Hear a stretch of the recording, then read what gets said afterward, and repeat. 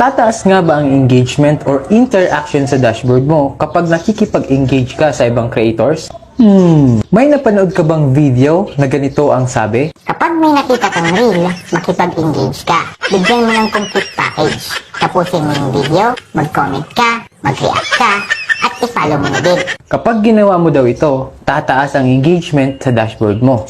Ay, pasimplihin natin. Lahat ng engagement na ginagawa mo sa content ng iba ay hindi napupunta sa'yo dahil ang makikita mo sa dashboard mo ay mga insights ng accounts mo. Kapag may engagement ka na ginawa sa content ng iba, napupunta yan sa dashboard ng creator, hindi sa'yo. Mas pasimplihin pa natin. Pinanood mo ang video ko na to, magre-react ka, magko-comment, tapos kung sinipag ka, isi-share mo pa. Lahat ng yan sa akin counted, hindi sa'yo. Akin yan eh. Ako may gawa niyan. Gets? Hindi ko sinasabi na mali ang makipag-engage sa ibang creators. Ginagawa ko din yan. My concern is yung maling idea na naituturo sa iba. Kawawa naman kasi sila. Imbes na mag-focus sa content nila, sa iba na pupunta. Sa pagkikipag-engage, na i-expose ang page mo sa followers ng creators. Pero kahit napuntahan nila ang page mo, kung hindi naman nila gusto ang content mo, wala din yan.